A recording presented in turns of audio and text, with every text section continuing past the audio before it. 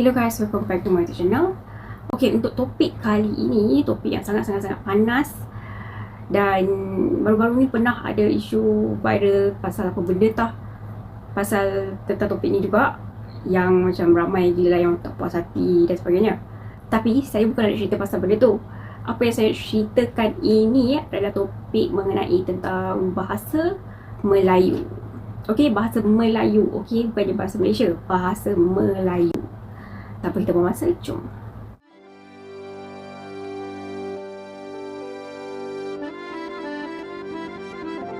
Melayu dalam istilah perlembagaan Malaysia ialah orang yang lancar dalam berkomunikasi bahasa Melayu, mengamalkan kebudayaan dan adat resam Melayu dan warga negara Malaysia, seperti yang dicatatkan dalam Perkara 160 Perlembagaan Malaysia.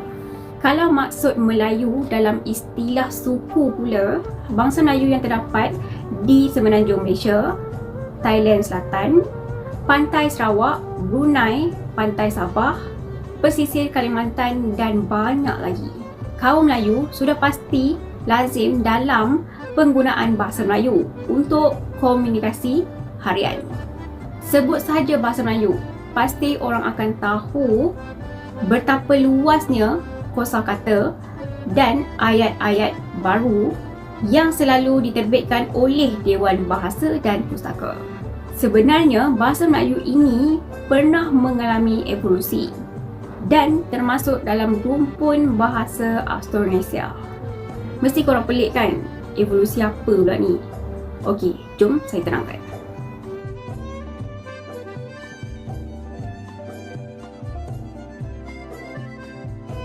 Berdasarkan kajian, bahasa Melayu tergolong dalam rumpun bahasa Austronesia dan filem bahasa Autris yang telah pun wujud lebih daripada 5,000 tahun yang lalu. Austronesia ialah pulau-pulau selatan dan wujud sejak 2,000 ke 5,000 tahun yang lalu. Di bawah rumpun bahasa Austronesia terdapat satu bahasa, iaitu bahasa Melayu Proto. Bahasa Melayu Proto adalah bahasa yang dituturkan oleh orang-orang asli di Malaysia. Mereka merupakan penduduk pribumi yang tergolong dalam minoriti kerana jumlah mereka yang sedikit dan juga terdiri daripada 6 suku kaum, iaitu orang asli suku Temuan, suku Jakun, suku Kanak, suku Seletar, suku Duano dan suku Semelai. Di bawah bahasa Melayu Proto, terdapat bahasa Melayu Induk yang berasal daripada bahasa Melayu Purba dan juga merupakan asal dari bahasa Melayu kuno. Bahasa itu juga dikatakan mempunyai era selepasnya, iaitu bahasa Melayu moden. Kita pasti akan terkejut kerana di bawah bahasa Melayu Induk mempunyai 3 pecahan bahasa Melayu, iaitu bahasa Melayu Barat, bahasa Melayu Tengah dan bahasa Melayu Timur.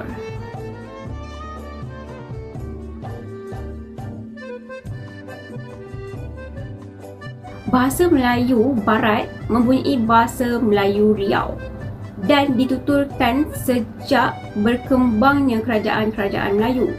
Antaranya Kerajaan Siak, Kerajaan Pekan Tua, Kerajaan Pelalawan, Kerajaan Indragiri, Kerajaan Kandis, Kerajaan Rokan, Kerajaan Kampar, Gunung Sailan dan Kuntu Darussalam. Bahasa Melayu Riau ni sebenarnya sama je macam bahasa Melayu Pasar. Kita boleh lihat daripada penggunaan huruf A akhir perkataan ditukar kepada huruf E. Contohnya, saya, saya. Mana, mana. Siapa, siapa. Selain itu, 2 huruf dalam perkataan juga kadang-kala ditukar atau dibuang hurufnya. Contohnya, besar, besar. Lebar, lebar. Sabar, sabar. Kerja, kerja. Kedua, bahasa Melayu Tengah pula mempunyai satu pecahan, iaitu bahasa Melayu Johor, Lorat Negeri Johor dan Johor Riau. Lorat Johor ini sebenarnya ramai yang anggap sama seperti bahasa Melayu yang biasa digunakan, tetapi terdapat beberapa daerah di Johor yang mempunyai lorat tersendiri. Contohnya, ada beberapa perkataan huruf A yang ditukar kepada huruf O. Air tawar, air tawar. Bandar, bandar. Belajar, belajar. Besar, besar. Cadar, cadar. Di bawahnya pula mempunyai 3 lagi pecahan, iaitu bahasa Malaysia, bahasa Melayu Brunei dan bahasa Melayu Singapura. Bahasa Melayu Brunei merupakan bahasa yang digunakan di negara Brunei dan beberapa daerah di Sabah.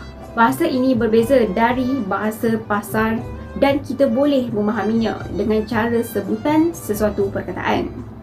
Bahasa Melayu Brunei mempunyai perbezaan bunyi vokal. Antaranya bunyi E yang ditukar kepada bunyi A. Besar, basar.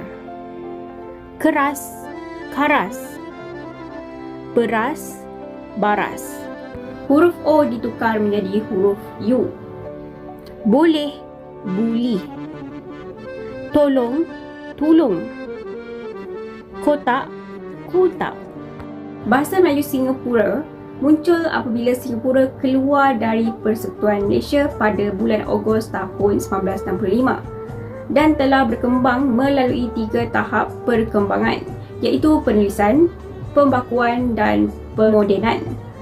Perbezaannya dengan bahasa Melayu di negara kita boleh dikaitkan dengan perkataan-perkataan yang mereka selalu pakai. Antaranya, Seh, kau kenapa sih?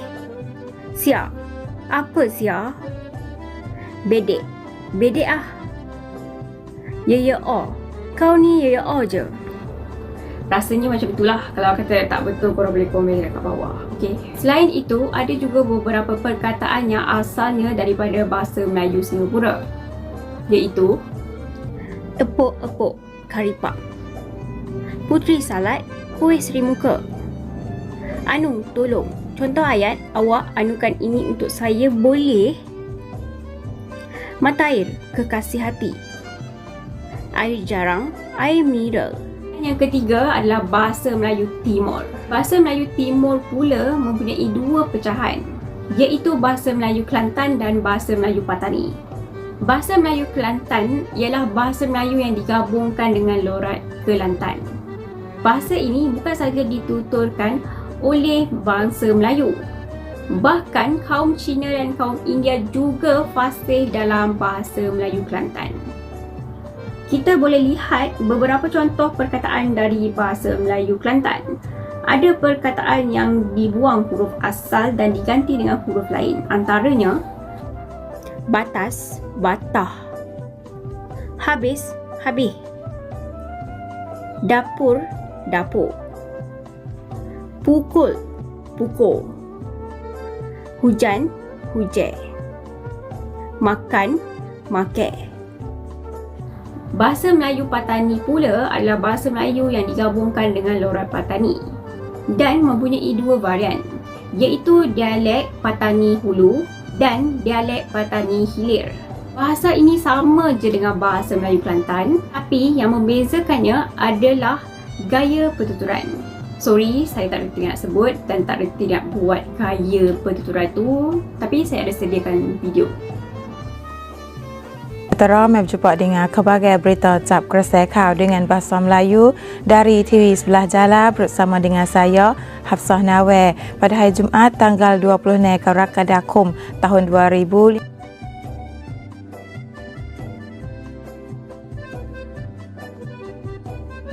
Bahasa Melayu boleh dikategorikan kepada 5 zaman, iaitu bahasa Melayu Purba, bahasa Melayu Kuno, bahasa Melayu Klasik, bahasa Melayu Pramoden, bahasa Melayu Moden.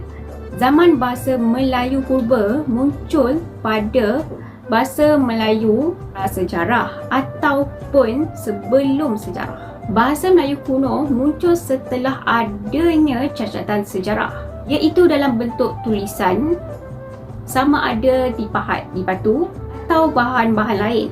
Bahasa ini juga dikatakan muncul pada abad yang kedua Masihi hingga abad ke-13 Masihi. Terdapat pengaruh bahasa Sanskrit serta aksara, huruf dan simbol India seperti aksara Pallava dan aksara Devanagari dalam bahasa Melayu kuno. Zaman bahasa Melayu klasik wujud selepas bahasa Melayu kuno, iaitu pada abad ke-14 Masihi sehingga ke abad 18 Masihi. Dalam bahasa ini terdapat pengaruh daripada Arab dan juga Parsi, seperti tulisan Arab yang menjadi tulisan Jawi. Zaman bahasa Melayu pramoden pula wujud dalam zaman peralihan, iaitu antara bahasa Melayu klasik dan juga bahasa Melayu moden, iaitu pada abad ke-19 Masihi. Pada zaman ini, terdapat pengaruh barat yang mengubah pelbagai perkara dalam bahasa Melayu, seperti kosakata, aksara, bentuk-bentuk penulisan dan penerbitan media fizikal. Zaman bahasa Melayu moden pula lahir pada abad ke-20 dan dituturkan sehingga hari ini. Pada zaman ini juga, pengaruh barat banyak digunakan selepas Perang Dunia Kedua. Hal ini kerana kebanyakan kosakata dari barat difokuskan dalam istilah-istilah sains dan teknologi. Bukan itu saja, pemikiran dan falsafah barat, teknologi barat dan sistem pentadbiran barat menguasai bahasa Melayu.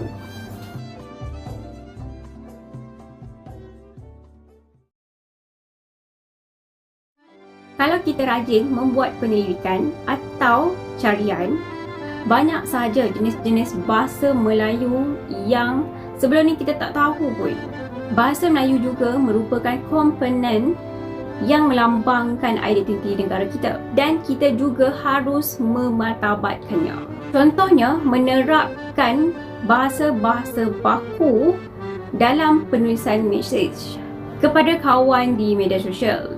Yelah, macam kita nak hantar mesej kat orang ke ataupun apa-apa. Apa yang lebih menarik, pidato antarabangsa bahasa Melayu 2014 telah dijuarai oleh orang Australia. Ya, Australia, bukan Melayu. Iaitu Bridget Johnson. Kemungkinan kita rasa kagum bila kita dengar orang luar yang memenangi pidato bahasa Melayu. Tetapi dalam masa yang sama kita juga berasa malu. Mestilah rasa malu sebab ada orang Melayu yang join pidato tu tapi tak menang. Orang Melayu sendiri menang. Jadi kita sebagai rakyat Malaysia harus memperluaskan empayar bahasa Melayu ke seluruh dunia supaya kita dikenali oleh negara lain sebagai negara yang kaya dengan bahasa. Jadi sampai sini saja video kali ini. Harap korang enjoy dan kalau korang enjoy please like, share dan subscribe. Thank you for watching. Assalamualaikum dan bye-bye.